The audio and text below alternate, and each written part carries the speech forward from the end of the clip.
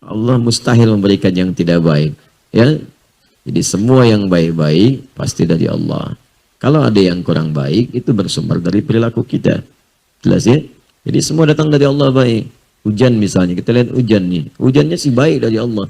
Buka Quran surah ke-31 ayat 34. Innallaha indahu ilmus sa'ah wa yunazzilul ghaith. Ya wa ya'lamu ma fil arham wa ma tadri nafsun madza taksibu ghadan wa ma tadri nafsun bi ayyi ardin tamut. Kata Allah, sungguh hanya milik Allah pengetahuan tentang 5 hal. Dan ini nggak akan pernah dibagi pengetahuan ini. Jangankan pada manusia, malaikat pun nggak tahu. Di antara makhluk yang paling dekat dengan Allah adalah seorang yang mulia, Nabi Muhammad sallallahu alaihi wasallam. Saking mulianya, tadi malam banyak saya uraikan, malaikat Jibril pun yang dekat dengan Allah nanya kepada Nabi tentang satu di antara 5 persoalan ini. Yang pertama tentang kiamat, sa'ah. Innallaha indahu ilmus sa'ah. Pengetahuan tentang waktu pasti terjadi kiamat.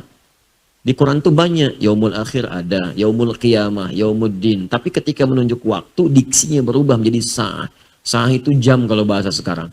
Jam itu kan ada menitnya, ada detiknya. Itu kata Allah, innallaha pakai inna. Harfu nasbin wa taukidin. Huruf penguat, penancap di dalam jiwa yang meyakinkan. Tansibul isma yang menguatkan apa yang akan disampaikan dari nama atau informasi yang disebutkan. Wa tarfa'ul khabara dan mengangkat peristiwa untuk diketahui kemudian oleh kita hukumnya. Ya, mabniun 'alal fathi la mahalla lahu minal i'rabi. Ya, didasarkan pada fathah, pembuka, diketahui, dibuka supaya paham kita. Ya, jadi innallaha, sungguh aku yakinkan kata Allah. Tanamkan keyakinan ini pada jiwamu. Demikian cara menerjemahkannya dengan ilmu nahwu. Tanamkan keyakinan pada jiwamu. Jangan pernah ragu kata Allah. Indahu ilmus sa'ah, hanya milik Allah pertama pengetahuan tentang kiamat. Kapan terjadi kiamat? Waktunya, jamnya, menitnya. Nggak ada yang tahu. Ya, saking nggak ada yang tahu ya pun malaikat pun yang paling dekat dengan Allah, malaikat Jibril sampai disebut dengan Ruhul Amin. Ya, itu nggak tahu terjadinya, tapi uniknya nanya pada Nabi Muhammad. Tuh. Jadi kemuliaan Nabi Muhammad sampai malaikat turun nanya sama Nabi. Itu diabadikan di hadis Muslim, nomor hadis yang ke-8. Lalu kemudian disampaikan kembali, dinukil oleh Al-Imam An-Nawawi dalam kitabnya Al-Arba'in itu. Ya, dari 42 hadis, nomor hadis yang kedua. Ya, tentang hadis Islam, iman dan ihsan itu. Ya, dan kalau kita bacakan cukup panjang. Ya, an Abi Hafs Umar bin Khattab radhiyallahu taala anhu qala bainama nahnu julusun inda Rasulillah sallallahu alaihi wasallam ittala alaina rajulun shadidu bayadi thiyabi shadidu sawadi sa'ri la yura alaihi atharu safari wa la ya'rifu minna ahadun fajalasa ila an-nabi sallallahu alaihi wasallam. Ya, kemudian apa? Fa asada rukbatayhi ila rukbatayhi wa dhaka fa ila fakhidhihi fa qala ya Muhammadun akhbirni 'anil Islam. Faqala Rasulullah sallallahu alaihi wasallam, al-Islam an tashhadu an la ilaha illallah wa anna Muhammadar Rasulullah wa tuqima as-salata wa tu'ti az-zakata wa suma ramadhana wa tu'ti suma ramadan tahujjal baita in istata'a ila sabila. Qala sadaqta. Ya, fa wajibna yas'aluhu fa yusaddiquhu. Fa akhbirna 'anil iman, fa akhbirna 'anil ihsan. Terakhir kemudian bertanya tentang kiamat. Ya, datang seorang laki-laki kepada Nabi sallallahu alaihi wasallam. Ya, tiba-tiba orang ini tidak kelihatan dari mana datangnya. Bagus putih bajunya. Tersisir rapi rambutnya. Datang kepada Nabi, tiba-tiba mengambil saf terdepan sampai lututnya berhadapan dengan lutut Nabi SAW. Nah, ini adab dalam menuntut ilmu. Malaikat Jibril menyamar jadi seorang penuntut ilmu, datang kepada Nabi di antara halaqah Nabi SAW. Kalau mau datang kepada majlis ilmu, pakai pakaian yang bagus. Malaikat nyamar mau datang ke majlis ilmu, datang pakai baju yang bagus. Anda malaikat bukan datang majlis ilmu pakai kaos oblong. Ya, datang yang bagus, pakai yang baik. Kemudian datang ambil saf paling depan. Saf paling depan itu fokusnya tinggi, mic-nya mati, kedengaran tetap. Fokus tinggi. Ya, mau ngantuk tahan-tahan, saf depan. Ya, ya, mau bikin status susah, mau selfie malu, dia. Anda ngambil posisi yang strategis hanya untuk urusan dunianya, memang dapat juga, cuman fokusnya nggak akan maksimal. Ya, posisi terbaik nih dekat tembok. Nah, kena kipas angin, plek tidur aja kan. Aduh, selesai doa, sarapan pulang. Baik, datang dan bertanya pada Nabi tentang perkara Islam, iman, ihsan. Setelah itu nanya mata sa'ah. Sa'ah kalimatnya, kapan waktu tepatnya terjadi kiamat? Nanya, kata Nabi, mal mas'ulu anha bi'alama minas sa'il. Yang ditanya tidak lebih tahu daripada yang bertanya. Anda kan lebih dekat dengan Allah. Tanya saya, kan? Baik. Nah, ini gambaran untuk juga dalam ilmu hadis ada yang menjelaskan supaya ini disampaikan kalimat dari Nabi menunjukkan asal sanad informasinya. Ini menunjukkan Nabi nggak ngarang-ngarang sendiri.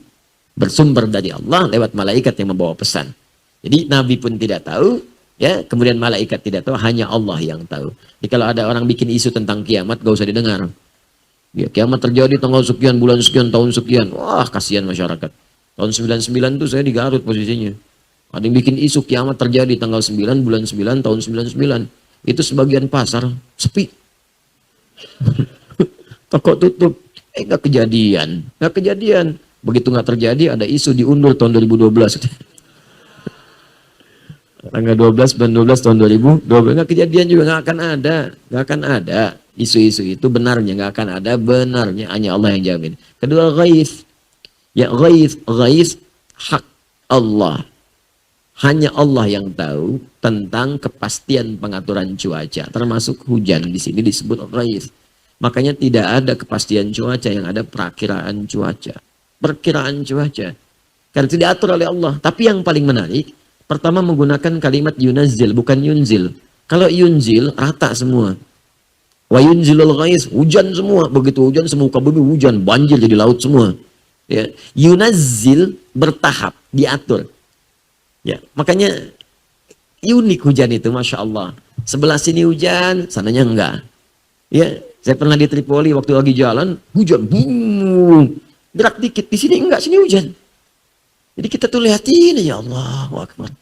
Allah, Masya Allah. Di sini enggak, situ hujan. Batas saja begini. Ini enggak, situ hujan. Ya, pernah ada kejadian tuh di salah satu di Indonesia, wilayah Depok. Di rumah dia aja yang hujan, yang lain enggak. Lihat begini aja, rumah dia hujan, yang lain enggak.